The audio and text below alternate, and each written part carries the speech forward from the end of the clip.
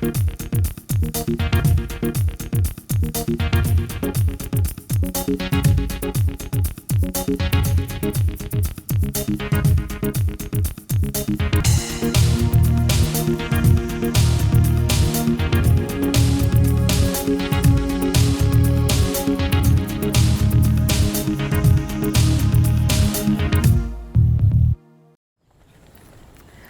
morning. What are you all up to today? Good morning. We're planting a tree for our neighbor Stacy here. My name is Michael. I'm Greg. I'm Stacy. And we're members of the tree board.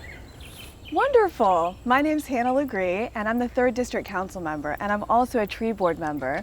And I'm joined by Tim. Tim, tell us a little bit about who you are and what you do. Good morning. My name's Tim Query. I'm the urban forester with the Lexington Fayette Urban County Government, and I work with the public and help them with street trees. Well, Tim, let's start with a simple question.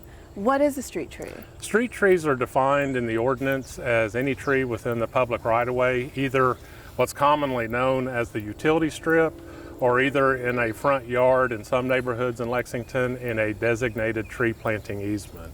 Okay, so that sounds pretty straightforward. Now, I know residents need to have a permit to plant a street tree. Tell us why and a little bit more about that permit. The reason that homeowners are required to receive a permit first is because it's in our ordinance, Chapter 17B of the Code of Ordinances.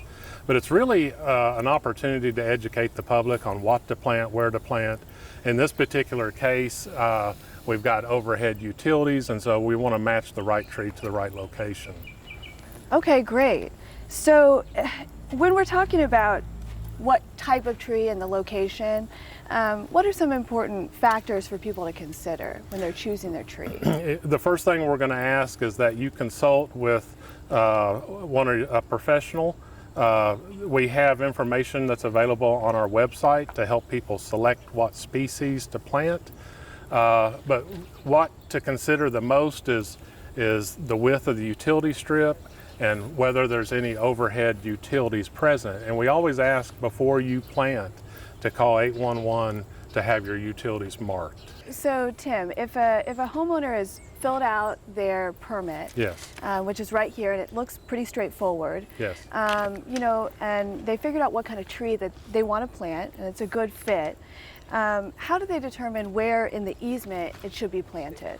Filling out the permit it's an educational experience for the homeowner because you have to take into consideration like driveway entrances, street lights, mailboxes, anything that could be in conflict with the tree. So again, a lot of people don't think of that when they go to plant, but there's a lot of things to really think about when you plant a tree in the public right-of-way easement and how it's actually going to affect the public right-of-way.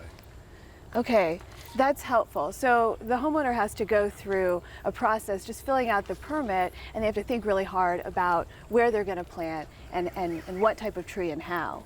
And I have a question about what's going on behind us. I see that they're mulching. Are there any tips that you have about how to mulch or how not to mulch? We're here to help. And if you have questions about street trees, you can always contact our office. This information is available online for you to download. The form is actually a form stack, so the homeowner can complete the form and submit it, and they'll get the permit back either by email or by mail. Yeah, things to consider is the different species. There is a list of unapproved species that the people don't know about. We would prefer that you try to look at our planting list that's available online and select a tree from that list. But things to also consider is it is the homeowner's responsibility to maintain the tree. So here we're seeing a nice application of mulch being applied, and these are actually wood chips, which is the preferred mulch today. And it looks like it's in the shape of a donut. I know that I've seen a lot of trees with a volcano type mulch. Is this better? This is the correct way to mulch a tree. You don't want to stack the mulch up against the trunk of the tree. That only invites disease and insects and girdling roots to form. This is the correct way to mulch a tree. Okay, excellent. And it looks like Michael is applying a lot of water. and that's really important to the health of the tree. And then Stacy will continue to keep her tree healthy. And it sounds like if a neighbor would like to plant a street tree, it's a straightforward process. They have support for the types of trees and the location of the trees, and they have specialists on hand to help them through that process. So thank you so much, Tim. Thank you. I really appreciate you being here with us today. Thank you. I also want to remind people that there are sources of funding available through neighborhood development funds and through the city, so that if they want to plant a street tree, they have the support to do so. Thank you so much for joining us here today to talk about street trees. Again, my name is Hannah LeGris. I'm the 3rd District Council member. I'm also a member of the Tree Board. If you want more information about street trees or neighborhood development funds, please feel free to contact my office. And my email address is hlegris, that's HLEGRIS, @lexingtonky.gov.